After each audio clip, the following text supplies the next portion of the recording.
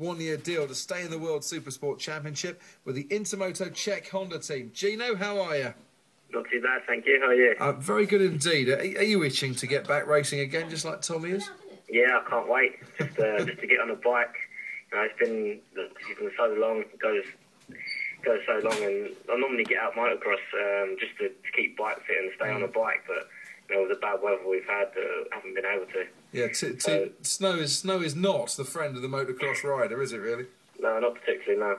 So what have you done winter-wise? Have you actually been riding at all? No, I haven't been much bike riding, just training really. Just getting the base fitness back up and sort of preparing everything for this year. The only really riding I've done is on a mini bike. And that was actually last week. Me and my friends bought some mini bike just to get back in our levers and get a feel for riding again. So. Well, in which case then you're going to get a bit of a shock when pre-season testing starts.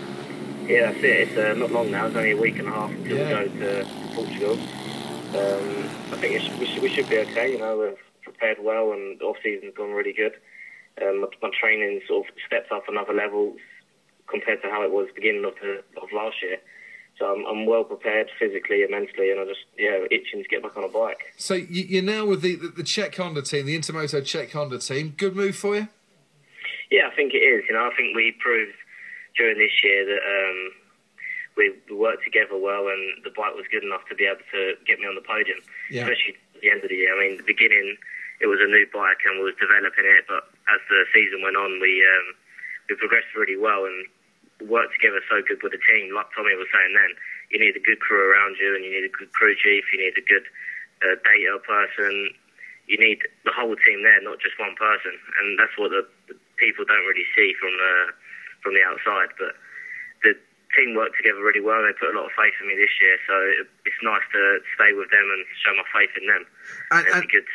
And are you convinced you'll be able to hit the ground running? Because as you said, you know, you went to Phillip Island last year. The bike is still being built. Yeah, I hope so. I mean, last year we finished 10th in the first race at Phillip Island, and like you say, the bike was literally being built the week before. So we didn't do no pre-season testing at all. Whereas this year we've got next week at Portugal, and then hopefully another test before we go to the first race in Phillip Island. Now I've got the year's experience behind me. I know what a Supersport bike is like. I know that I'm back on my race bike. We can sort of pick off and start from where it was last year and continue improving.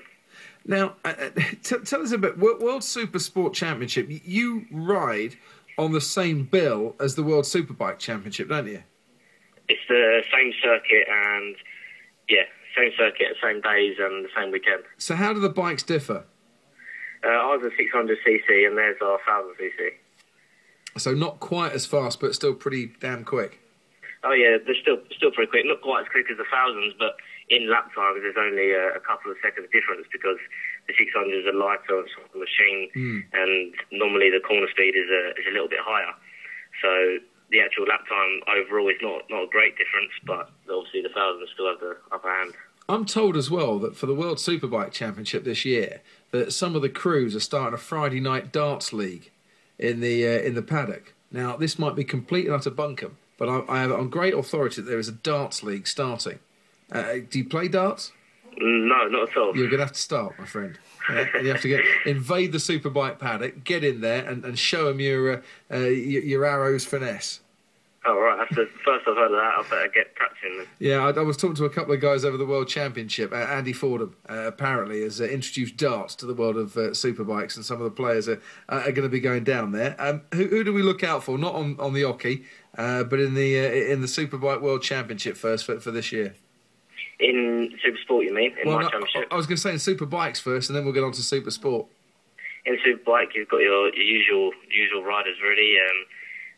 Obviously, now Cal Crutchlow's moved over to MotoGP. You've got Jonathan Rea, who was good last year. His new teammate is Ruben Zaus. You've got the Yamaha rider Eugene Laverty, who moved up from Supersport this year. What about James Toseland? What about James Toseland on that BMW? Yeah, I think Toseland's going to be strong as well. Hopefully he'll be fast again. He had a bit of a hard year this year. Yeah. For me, the interesting one is going to be Eugene Laverty and Johan Lescores, because obviously I battled with them during this year in Supersport, and now they've gone up to a good team in Superbike, and it'll be good for them to do well because it proves the Supersport riders are capable of it. And that's obviously got to be your intention for this year, to try and do well enough to move up. So who's standing in your way? There's quite a few riders in it this year. Obviously, it's good that Eugene has gone up, but there's a couple of riders who have come down from the Superbike Championship. Brock Parks, Lucas Gasser. Then you've got the riders that are already in it this year, like Chaz Davis. There's the Park Elgar team. We've got 2 British riders on their bike. The 10 Karte team have 2 French riders. One is Fabien Fauré, who's an ex-world champion. So, the depth is still there, and it's going to be hard. Really looking forward to it. Gino, best of luck. Testing starts in, a week and a half's time in Portimao? That's it. Can't wait. Watch out for them hills. Yeah. Take care of yourself. We'll jump in them. Yeah, just a touch. Thanks, Gino. Gino Rea on the line there. At Portimao track, it is like riding a roller coaster, and that's when you're sat in a car. What it must be like on a bike, heaven only knows.